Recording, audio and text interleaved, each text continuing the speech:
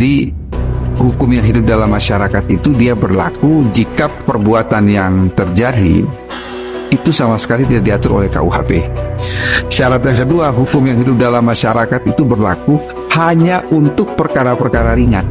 Jadi misalnya di Bali itu ada yang namanya dengan pertima. Pertima itu mencuri benda-benda milik yang ada di pura. Nah, itu kan tidak ada dalam KUHP. Itu pakai itu. Tapi memang ancaman pidananya ringan. Itu syarat yang kedua. Syarat yang ketiga, hukum yang hidup dalam masyarakat itu berlaku, tidak boleh bertentangan dengan, jadi dia ada 4 pagar. 1 Pancasila, 2 Undang-Undang Dasar 1945, 3 itu hak asasi manusia, dan yang keempat adalah prinsip-prinsip umum hukum yang diakui oleh bangsa-bangsa beradab di dunia. Yang keempat, hukum yang hidup dalam masyarakat itu nanti diatur dalam peraturan daerah.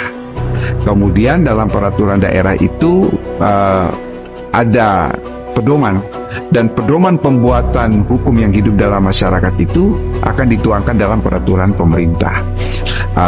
Di satu sisi, Pak Hotma, hukum yang hidup dalam masyarakat itu dapat dipakai untuk menjatuhkan sanksi, tetapi juga harus dipahami bahwa hukum yang hidup dalam masyarakat itu dapat dijadikan alasan untuk membebaskan seseorang dari pertanggungjawaban pidana.